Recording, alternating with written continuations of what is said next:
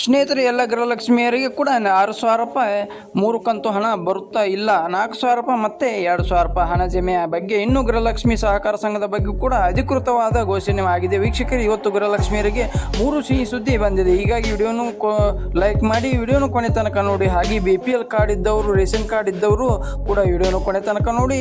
ಹೊಸ ನಿಯಮಗಳು ಕೂಡ ಮಾತನಾಡೋಣ. ಅದೇ ಥರ ಇನ್ನೊಂದು ಕಡೆಗೆ ಇಂಥ ಎಲ್ಲ ಕಾರ್ಡುಗಳನ್ನು ಕೂಡ ಬಂದ್ ಆಗ್ತಾ ಇದ್ದಾವೆ.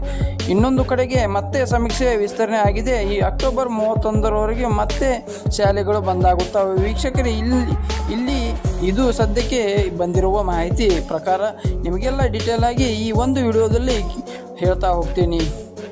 ವಿಡಿಯೋನು ಪ್ರತಿಯೊಬ್ಬರು ಕೊನೆ ತನಕ ನೋಡಿ. ಇನ್ನೂ ಮತ್ತೊಂದು ದೊಡ್ಡ ಬ್ರೇಕಿಂಗ್ ನ್ಯೂಸ್ ಕೂಡ, ಬಂಗಾರದ ಬೆಲೆಯಲ್ಲಿ ಇಳಿಕೆ ಆಗಲಿದೆಯಾ ಅಂತ ವೀಕ್ಷಕರೇ ಸದ್ಯಕ್ಕೆ ಬಂದಿರುವಂಥ ದೊಡ್ಡ ಒಂದು ಸಿಹಿ ಸುದ್ದಿ. ಎಲ್ಲ ಆಭರಣ ಪ್ರಿಯರಿಗೆ ಮತ್ತು ಬೆಳ್ಳಿ ಪ್ರಿಯರಿಗೆ ಈಗಾಗಲೇ ಬೆಳ್ಳಿ ಕೂಡ ಬರೋಬ್ಬರಿಯಾಗಿ 2 ದಿನಗಳಿಂದ 18,000 ರೂಪಾಯಿ ಇಳಿಕೆ ಆಗಿದೆ. ಆದರೆ ಬಂಗಾರದ ಬೆಲೆ ಎಷ್ಟು ಇಳಿಕೆ ಆಗಿದೆ, ಎಷ್ಟು ಇಳಿಕೆ ಆಗುತ್ತೆ, ಇದರ ಬಗ್ಗೆ ಕೂಡ ತಜ್ಞರು ಹೇಳಿರೋ ಪ್ರಕಾರ ಲೆಕ್ಕಾಚಾರ. ಬಂಗಾರದ ಖರೀದಿ ಮಾಡುವುದು ಪ್ರತಿಯೊಬ್ಬರು ಕೂಡ ವಿಡಿಯೋನು ಕೊನೆ ತನಕ ನೋಡಿ. ಹಾಗೆ ಮತ್ತೆ 10 ದಿನಗಳವರೆಗೂ ಕೂಡ ಭಾರಿ ಮಳೆ ಆಗಲಿದೆ. ಅದಕ್ಕೆಂದರೆ ಅಂಡಮಾನ್ ನಿಕೋಬಾರ್ ಸೈಡಿನಲ್ಲಿ ಮತ್ತೆ ಚಂಡಮಾರುತ ಮೇಲೆ ಸುಳಿಗಾಲು ಪ್ರಮಾಣ ಮತ್ತು ಕರ್ನಾಟಕದಲ್ಲಿ ಗುಡುಗು ಮಿಂಚು ಸಹಿತ ಈ 10 ಜಿಲ್ಲೆಗಳು ಕೂಡ ಯೆಲ್ಲೋ ಅಲರ್ಟ್ ಕೂಡ ನೀಡಲಾಗಿದೆ. ಯಾವೆಲ್ಲ ಜಿಲ್ಲೆಗಳಿಗೆ ಯಾವ ಥರ ಅಲರ್ಟ್ ಕೂಡ ಕೊಳ್ಳಾಗುತ್ತೆ, ಅದರ ಬಗ್ಗೆ ಕೂಡ ಇವತ್ತು ಅಪ್ಡೇಟ್ ನೋಡೋಣ. ವೀಕ್ಷಕರೇ, ದೀಪಾವಳಿ ಹಬ್ಬದ ಮುಗಿತು, ಇದ್ದಂತೆ ಮಳೆ ಪ್ರಮಾಣವು ಜಾಸ್ತಿ ಆಗಿದೆ. ಈಗ ದೀಪಾವಳಿ ಹಬ್ಬದ ಮುಗಿತು, ಗೃಹಲಕ್ಷ್ಮಿಯರಿಗೆ ಕೂಡ ಇನ್ನೂ ಕೂಡ ಹಣ ಬಂದಿಲ್ಲ. ಮೊದಲು ಎಲ್ಲರೂ ಕೂಡ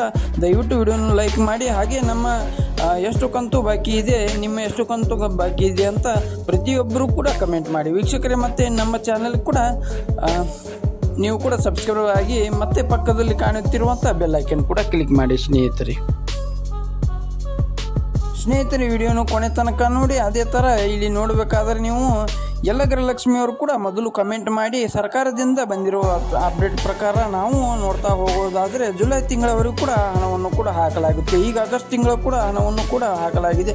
4,000 ರೂಪಾಯಿ ಹಣವನ್ನು ಕೂಡ ಅಕ್ಟೋಬರ್ ತಿಂಗಳವರೆಗೂ ಜಮೆ ಮಾಡಲಾಗಿದೆ ಎಂಬುದು ಬ್ರೇಕಿಂಗ್ ನ್ಯೂಸ್ ಬರ್ತಾ ಇರುವಂಥದ್ದು. ಆದರೆ ತುಂಬ ಜನರು ಕೂಡ ನಮಗೆ ಕಮೆಂಟ್ ಮಾಡ್ತಾ ಇರೋದೇನು 3 ತಿಂಗಳಿಂದ ಹಣ ಬಂದಿಲ್ಲ, 4 ತಿಂಗಳಿಂದ ಹಣ ಬಂದಿಲ್ಲ, 3 ಕಂತು 4 ಕಂತು ಬಾಕಿ ಇದೆ ಅಂತ ಇಲ್ಲಿ ಹೇಳಾಗ್ತದೆ. 22, 23, 24 ಕಂತು 3 ಕಂತು ಬಾಕಿ ಇದೆ ಅಂತ ಒಬ್ಬರು ಕಮೆಂಟ್ ಮಾಡಿದ್ದಾರೆ. 4 ಕಂತು ಬಾಕಿ ಇದೆ ಅಂತ ಒಬ್ಬರು ಕಮೆಂಟ್ ಮಾಡ್ತಾ ಇದ್ದಾರೆ. ವೀಕ್ಷಕರೇ, ನೀವು ಡಿಬೇಟ್ ಆ್ಯಪ್ನಲ್ಲಿ ಮೊದಲ ನಿಮ್ಮ ಒಂದು ಗೃಹಲಕ್ಷ್ಮಿ ಅಕೌಂಟ್ ಲಾಗಿನ್ ಮಾಡಿ ಚೆಕ್ ಮಾಡಿ ಎಷ್ಟು ಕಂತು ಜಮೆ ಆಗಿದೆ ಅಂತ, ಅಥವಾ ನಿಮ್ಮ ಬ್ಯಾಂಕ್ ಪಾಸ್ಬುಕ್ ಯಾವ ಒಂದು ಅಕೌಂಟ್ ಹಣ ಬರುತ್ತೆ ಅದನ್ನು ಕೂಡ ಒಮ್ಮೆ ಬಾರಿ ಹೋಗಿ ನೀವು ಚೆಕ್ ಮಾಡಿಕೊಳ್ಳಿ. ಇಲ್ಲಿವರೆಗೂ ಆಗಸ್ಟ್ ತಿಂಗಳವರೆಗೂ ಹಣ ಬಾಕಿದ್ರೆ 24 ಕಂತು ಹಣವನ್ನು ಕೂಡ ಜಮೆ ಮಾಡಿದಂತ ಆಗುತ್ತದೆ. ಒಟ್ಟು ಈ ಒಂದು ಗೃಹಲಕ್ಷ್ಮಿ ಹಣ ಒಟ್ಟು 48,000 ರೂಪಾಯಿ ಜಮೆ ಆಗಿದೆ. ಒಟ್ಟಾರೆ ಹೇಳೋದಾದರೆ 2 ವರ್ಷ ಕಂಪ್ಲೀಟ್ ಆಗಿದೆ. ಗೃಹಲಕ್ಷ್ಮಿ ಯೋಜನೆ ತುಂಬ ಜನರಿಗೆ ಇನ್ನೂ ಆಗಸ್ಟ್ ತಿಂಗಳು ಕೂಡ ಹಣ ಬಂದಿರಲಿಕ್ಕಿಲ್ಲ. ಯಾಕೆಂದರೆ ಈ ಒಂದು ಹಣ ದೀಪಾವಳಿ ಹಬ್ಬಕ್ಕೆ ಅಂತ ಅಕ್ಟೋಬರ್ 15ನೇ ತಾರೀಕಿನವರೆಗೆ ರಿಲೀಸ್ ಮಾಡಲಾಗಿತ್ತು. ವೀಕ್ಷಕರು, ಇಲ್ಲಿ ಒಮ್ಮೆ ಬಾರಿ ಹಣ ರಿಲೀಸ್ ಆದರೆ 1,24 ಲಕ್ಷ ಗೃಹಲಕ್ಷ್ಮಿ ಹಣ ಬರಬೇಕೆಂದರೆ ಇಲ್ಲಿ 2 ವಾರಗಳ ಸಮಯಾವಕಾಶ, ಅಂದರೆ ಇಲ್ಲಿ 14ರಿಂದ 15 ದಿನಗಳ ಸಮಯಾವಕಾಶ ಬೇಕಾಗುತ್ತೆ. ಹೀಗಾಗಿ ನಿಮ್ಮ ಅಕೌಂಟ್ ಹಣ ಬರಬೇಕೆಂದರೆ ಅಕ್ಟೋಬರ್ 30 ನೀವು ಕಾಯಬೇಕಾಗುತ್ತೆ. ಅಕ್ಟೋಬರ್ 30ರೊಳಗೆ ನಿಮ್ಮ ಹಣ ಬಂದರೆ ಅದು ಆಗಸ್ಟ್ ತಿಂಗಳ ಹಣ ಆಗಿರುತ್ತೆ. ದಸರಾ ಹಬ್ಬದ ಸಮಯದಲ್ಲಿ ಜುಲೈ ತಿಂಗಳ ಹಣವನ್ನು ಕೂಡ ಹಾಕಲಾಗಿತ್ತು. ವರಮಹಾಲಕ್ಷ್ಮಿ ಹಬ್ಬದ ಸಮಯದಲ್ಲಿ ಜೂನ್ ತಿಂಗಳಿನ ಹಣವನ್ನು ಕೂಡ ಹಾಕಲಾಗಿತ್ತು. ವೀಕ್ಷಕರು, ಪ್ರತಿಯೊಬ್ಬರು ಕೂಡ ಗೃಹಲಕ್ಷ್ಮಿಯರು ಹಣ ಬಂದಿದ್ದರೆ ಈಗಾಗಲೇ ಹಣವನ್ನು ಬಿಡುಗಡೆ ಮಾಡಲಾಗ್ತಿದೆ. ಬಂದಿದೆ ಬೇಗನೆ ಕಮೆಂಟ್ ಮಾಡಿ. ಇನ್ನೂ ಗೃಹಲಕ್ಷ್ಮಿ ಸಹಕಾರ ಸಂಘವು ಕೂಡ ಅಧಿಕೃತವಾದ ಜಾರಿಯಾಗಿ ಹೌದು, ದೀಪಾವಳಿ ಹಬ್ಬಕ್ಕೆ ಗೃಹಲಕ್ಷ್ಮಿ ಯಾರಿಗೆ ಬಂಪರ್ ಗಿಫ್ಟ್ ಅಂತಾನೆ ಹೇಳ್ಬೋದು. ಯಾಕೆಂದರೆ ಸಹಕಾರ ಸಂಘ ಸ್ಥಾಪನೆ ಸರ್ಕಾರದಿಂದ ಗ್ರೀನ್ ಸಿಗ್ನಲ್ ಅನ್ನು ಕೊಡಲಾಗಿದೆ. ಈ ಒಂದು ಗೃಹಲಕ್ಷ್ಮಿಯರ ಸಹಕಾರ ಸಂಘದ ಮೂಲವು 50 ಲಕ್ಷ ರೂಪಾಯಿವರೆಗೂ ಗರಿಷ್ಠ ಮಟ್ಟದ ಸಾಲವನ್ನು ವಿತರಣೆ ಮಾಡಲಾಗುತ್ತಿದೆ ಅಂತ ಇಲ್ಲಿ ಹೇಳಲಾಗ್ತದೆ. ವೀಕ್ಷಕರು, ಇದು ಒಂದು ಗೃಹಲಕ್ಷ್ಮಿಯರಿಗೆ ಬಂಪರ್ ಸಿಹಿ ಸುದ್ದಿ. 5 ಲಕ್ಷ ರೂಪಾಯಿ ಹಿಡಿದು 50 ಲಕ್ಷ ರೂಪಾಯಿವರೆಗೂ ಸಾಲ ಸೌಲಭ್ಯಗಳನ್ನು ಮಾಡಿಕೊಡಲಾಗುತ್ತೆ ಅಂತ ಇಲ್ಲಿ ಹೇಳಲಾಗ್ತದೆ. ಇನ್ನು BPL ಕಾರ್ಡ್, ರೇಷನ್ ಕಾರ್ಡ್ ಇದ್ದವ್ರಿಗೂ ಅನ್ನಭಾಗ್ಯ ಫಲಾನುಭವಿಗಳಿಗೆ ದೊಡ್ಡ ಒಂದು ಬ್ರೇಕಿಂಗ್ ನ್ಯೂಸ್ ಕೂಡ ಬಂದಿರುವಂಥದ್ದು. ವೀಕ್ಷಕರೇ, ಅನರ್ BPL ಕಾರ್ಡ್ಗಳನ್ನು ರದ್ದಾಗ್ತಾ ಇದ್ದಾವೆ. ಹೌದು, ಇನ್ನು 2 ತಿಂಗಳಿಂದ ಒಟ್ಟಾರೆ ಕಾರ್ಡ್ಗಳು BPL ಕಾರ್ಡಿನಿಂದ APL ಕಾರ್ಡ್ಗೆ ಆಗಬಹುದು. 3 ತಿಂಗಳವರೆಗೂ ಇಲ್ಲಿ ಎಷ್ಟೋ ಲಕ್ಷಗಳನ್ನು ಕಾರ್ಡ್ಗಳನ್ನು ಬದಲಾವಣೆ ಮಾಡಲಾಗಿದೆ ಅಂತ ಇಲ್ಲಿ ಹೇಳಲಾಗ್ತಿದೆ. ವೀಕ್ಷಕರು ಯಾರಿಗೆಲ್ಲ ಇಲ್ಲಿ 2,000 ರೂಪಾಯಿ ಹೆಚ್ಚು ಆದಾಯ ಇದ್ದರೆ, ಅಂದರೆ 1,20,000 ರೂಪಾಯಿ ಹೆಚ್ಚಿಗೆ ಆದಾಯ ಇದ್ದರೆ ಹೊಂದಿರುತ್ತಾರೆ ಅಂಥವರ ಕಾರ್ಡ್ಗಳನ್ನು ಎಲ್ಲವೂ ಕೂಡ BPL ಅಂತ APL ಆಗಿ ಕನ್ವರ್ಟ್ ಆಗಿದೆ. ಇನ್ನೊಂದು ಕಡೆಗೆ KYC ಮಾಡಿಸಿಲ್ಲ ಹೋದರು, ಅಂದರೆ ಯಾರಿಗೆಲ್ಲ ತಮ್ಮ ಒಂದು ರೇಷನ್ ಕಾರ್ಡ್ಗೆ ಆಧಾರ್ ದೃಢೀಕರಣ ಮಾಡಿಸಿಲ್ಲವೆಂದರೆ ಅಂಥವರು ಕೂಡ ಕಾರ್ಡ್ಗಳನ್ನು ಕೂಡ ಒಟ್ಟು 6 ಲಕ್ಷ ಪಡಿತರ ಚೀಟಿಗಳನ್ನು ಅಂತ ಇಲ್ಲಿ ಲೆಕ್ಕ ಹಾಕಲಾಗಿದೆ ಅಂತ ಕಾರ್ಡ್ಗಳನ್ನು APL ಕಾರ್ಡಿಗೆ ಕನ್ವರ್ಟ್ ಆಗ್ತಾ ಇದೆ.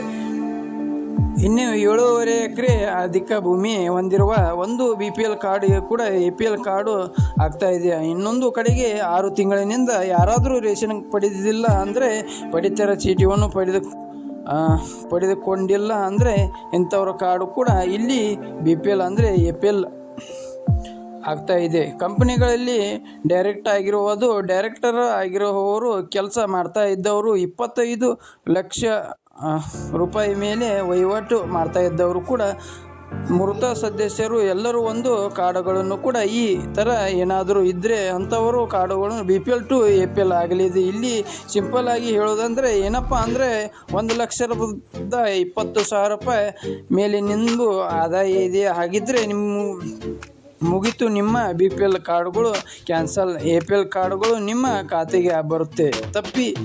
ತಪ್ಪಿ ಯಾರಾದರೂ BPL ಕಾರ್ಡ್ಗಳನ್ನು ಇದ್ದ ಒಂದು ಬಡವರ ಕಾರ್ಡು ತಪ್ಪಿ APL ಕಾರ್ಡ್ಗೆ ಆಗಿದ್ದರೆ 45 ದಿನದಲ್ಲಿ BPL ಕಾರ್ಡು ಮತ್ತೆ ವಾಪಸ್ ಕೊಡೋದಾಗಿ ಹೇಳಲಾಗ್ತಿದೆ. 45 ದಿನದ ಒಳಗಡೆ ಅರ್ಜಿಯನ್ನು ಹಾಕಲೇಬೇಕು. ಪೂರಕ ದಾಖಲೆಗಳನ್ನು ಕೊಟ್ಟು BPL ಕಾರ್ಡುಗಳನ್ನು ಮರು ಹಂಚಿಕೆ ಮಾಡಲಾಗುತ್ತೆ. ಕೇಂದ್ರ ಸರ್ಕಾರದಿಂದ ರಾಜ್ಯದಲ್ಲಿ 76,000 ಪಡಿತರ ಚೀಟಿಗಳನ್ನು ಅಮರರು ಅಂತ ಇಲ್ಲಿ ಹೇಳಲಾಗ್ತಿದೆ. ರಾಜ್ಯದಲ್ಲಿ ಆಹಾರ ಇಲಾಖೆಯಿಂದ 13 ಲಕ್ಷ ಕಾರ್ಡ್ಗಳನ್ನು ಅನರ್ಹ ಅಂತ ಇಲ್ಲಿ ಹೇಳಲಾಗ್ತಿದೆ. ಹೊಸ ಪಡಿತರ ಚೀಟಿಗೆ 2 ಲಕ್ಷ ರೂಪಾಯಿಗೂ ಅಧಿಕ ಮಂದಿ ಅರ್ಜಿಯನ್ನು ಹಾಕಿದ್ದಾರೆ. ಎಲ್ಲವನ್ನು ಕೂಡ ಚೆಕ್ ಮಾಡಲಾಗ್ತಿದೆ. ಇದರ ಬಗ್ಗೆ ಕೂಡ ಒಂದು ಮಾಹಿತಿ ಕೂಡ ಇಲ್ಲಿ ಕೊಟ್ಟಿರುವಂಥದ್ದು. ವೀಕ್ಷಕರೇ, ಇನ್ನು ಅನ್ನಭಾಗ್ಯ ಇಂದಿರಾ ಕಿಟ್ ವಿತರಣೆ ಕೂಡ ಇನ್ನು 3 ತಿಂಗಳಿಂದ, ಹೌದು ವೀಕ್ಷಕರೇ, 2-3 ತಿಂಗಳಿಂದ, ಅಂದರೆ ಇಲ್ಲಿ ಡಿಸೆಂಬರ್ ತಿಂಗಳ ಮತ್ತೆ ಇಂದಿರಾ ಕಿಟ್ ಕೂಡ ವಿತರಣೆ ಶುರುವಾಗಲಿದೆ. ಅಕ್ಕಿ ಜೊತೆಗೆ ಹಸಿರುಕಾಳು, ತೊಗರಿಬೇಳೆ, ಅಡುಗೆ ಎಣ್ಣೆ, ಉಪ್ಪು, ಸಕ್ಕರೆ, ಇದು 5 ಪದಾರ್ಥಗಳನ್ನು ಒಳಗೊಂಡ ಪೌಷ್ಟಿಕ ಅನ್ನಭಾಗ್ಯ ಯೋಜನೆ ಜನರಿಗೆ ಬರ್ತಾ ಇದೆ. ಡಿಸೆಂಬರಲ್ಲಿ ನಮ್ಮ ಕರ್ನಾಟಕದಲ್ಲಿ ಬನ್ನಿ, ಈಗ ಮತ್ತೊಂದು ಬಿಗ್ ಬ್ರೇಕಿಂಗ್ ನ್ಯೂಸ್ ಕೂಡ ಬರ್ತಾ ಇದೆ. ಸಾಮಾಜಿಕ ಮತ್ತು ಶೈಕ್ಷಣಿಕ ಸಮೀಕ್ಷೆ ಅಕ್ಟೋಬರ್ 31ರವರೆಗೆ ವಿಸ್ತರಣೆ. ಹೀಗಾಗಿ ಮತ್ತೆ ಶಾಲೆಗಳು ಬಂದಾಗ್ತಾವೆ. ಇಂಥ ಪ್ರಶ್ನೆಗಳಿಗೆ ಪಾಲಕರಲ್ಲಿ ಇದ್ದರೆ ಆ ಒಂದು ಪ್ರಶ್ನೆಗೆ ತೆಗೆದು ಹಾಕಿ, ಯಾಕೆಂದರೆ ಅಕ್ಟೋಬರ್ 31ರವರೆಗೂ ಸಮೀಕ್ಷೆ ವಿಸ್ತರಣೆ ಮಾಡಿದರೂ ಕೂಡ ಈ ಬಾರಿ ಸಮೀಕ್ಷೆಯಲ್ಲಿ ಶಿಕ್ಷಕರಿಗೆ ವಿನಾಯಿತಿಯನ್ನು ಕೊಡಲಾಗಿದೆ. ಅಂದರೆ ಇಲ್ಲಿ ಬೆಂಗಳೂರು 31ರ ಒಳಗೆ ಮುಕ್ತ ಆಗಬೇಕು. ಕರ್ನಾಟಕ ರಾಜ್ಯದಂತ ಈ ಒಂದು ಸಮೀಕ್ಷೆ ಮುಕ್ತವಾಗಬೇಕು. ದೀಪಾವಳಿ ಹಬ್ಬಕ್ಕೆ 3 ದಿನ ವಿರಾಮ ಕೊಟ್ಟಿದ್ದಾಯಿತು. ಈಗ ಮತ್ತೆ ಸಮೀಕ್ಷೆ ಪ್ರಾರಂಭವಾಗಿದೆ. ಆದರೆ ಈ ಬಾರಿ ಶಾಲೆ ಶಿಕ್ಷಕರು ಈ ಒಂದು ಗಣತಿಯನ್ನು ನೇಮಕ ಮಾಡಿಕೊಳ್ಳುವುದಿಲ್ಲ. ಹೀಗಾಗಿ ಶಾಲೆಗಳು ಪುನರ್ ಆರಂಭ ಮಾಡುವಂತೆ ಸೂಚನೆ ಕೊಡಲಾಗಿದೆ. ಮಕ್ಕಳು ಮರಳಬೇಕು. ಯಾಕೆಂದರೆ ಈಗ ಈ ಒಂದು ಸಮೀಕ್ಷೆ ಅಕ್ಟೋಬರ್ 31ರವರೆಗೆ ವಿಸ್ತರಣೆ ಆದರೂ ಕೂಡ ಶಿಕ್ಷಕರನ್ನು ಬಳಸ್ತಾ ಇಲ್ಲ. ವೀಕ್ಷಕರು, ಇದು ದೊಡ್ಡ ಬ್ರೇಕಿಂಗ್ ನ್ಯೂಸ್ ಕೂಡ. ಹೀಗಾಗಿ ಎಲ್ಲ ಶಿಕ್ಷಕರು ಮತ್ತೆ ಶಾಲೆಗೆ ಹೋಗಬೇಕು. ಈ ಒಂದು ಗಣತಿ ಕಾರ್ಯಕ್ರಮವನ್ನು ಬಿಟ್ಟು ಶಿಕ್ಷಕರು ಶಾಲೆಯನ್ನು ಓಪನ್ ಮಾಡಿದ್ದಾರೆ. ಮಕ್ಕಳು ಶಾಲೆಗೆ ಹೋಗಬೇಕು, ಶಾಲೆಯನ್ನು ಕಲಿಯಬೇಕು, ತರಗತಿಗಳು ಅಟೆಂಡ್ ಮಾಡಬೇಕು ಅಂತಲೂ ಕೂಡ ಇಲ್ಲಿ ಹೇಳಲಾಗ್ತದೆ. ವೀಕ್ಷಕರೇ, ಇಲ್ಲಿ ಸರ್ಕಾರದ ಈ ಬಾರಿ ಬೇರೆ ಅಂದರೆ ಬದಲಿಗೆ ಇತರೆ ಸರ್ಕಾರಿ ಸಿಬ್ಬಂದಿ ನಿಯೋಜನೆಯನ್ನು ಮಾಡಲಾಗಿದ್ದು ಮುಂದಾಗಿದೆ.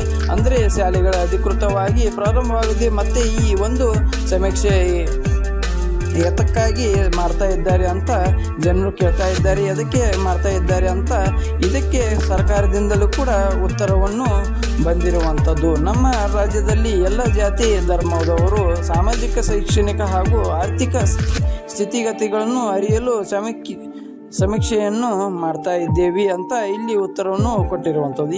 ಈ ವೇಳೆ ಸಂಗ್ರಹ ಮಾಡಿದ ಮಾಹಿತಿಯಿಂದ ನಮ್ಮ ರಾಜ್ಯ ಸರ್ಕಾರಕ್ಕೆ ಬಜೆಟ್ ಮಂಡಿಸಲು ಸೂಚನೆ, ಹೊಸ ಯೋಜನೆಗಳನ್ನು, ಕಾರ್ಯಕ್ರಮಗಳನ್ನು ಜಾರಿಗೊಳಿಸಲು, ಹೊಸ ಯೋಜನೆಗಳನ್ನು ಜಾರಿ ಮಾಡಲು, ಸಾಮಾಜಿಕ ವ್ಯವಸ್ಥೆಯನ್ನು ಬದಲಾವಣೆ ಮಾಡಲು ಅನುಕೂಲವಾಗುತ್ತೆ. ಹೀಗಾಗಿ ಸಮೀಕ್ಷೆ ಬಗ್ಗೆ ಅಪಪ್ರಚಾರ ಮಾಡುತ್ತಿರುವುದು ಮಾತಿಗೆ ಬೆಲೆ ಕೊಡಬೇಡಿ, ಸಮೀಕ್ಷೆಯಲ್ಲಿ ಎಲ್ಲರೂ ಕೂಡ ಭಾಗಿಯಾಗಿ ಅಂತ ಮುಖ್ಯಮಂತ್ರಿ CM ಸಿದ್ದರಾಮಯ್ಯನವರು ಕೂಡ ಇಲ್ಲಿ ಹೇಳಿಕೆ ಕೊಟ್ಟಿರುವಂಥದ್ದು. ವೀಕ್ಷಕರೇ, ಬನ್ನಿ ಈಗ ಮತ್ತೊಂದು ಬಿಗ್ ಬ್ರೇಕಿಂಗ್ ನ್ಯೂಸ್ ಕೂಡ ಬರ್ತಾ ಇದೆ. ಇದೇ ಬಂಗಾರದ ಬೆಲೆ ಇಳಿಕೆ ಆಗುತ್ತೆ ಅಂತ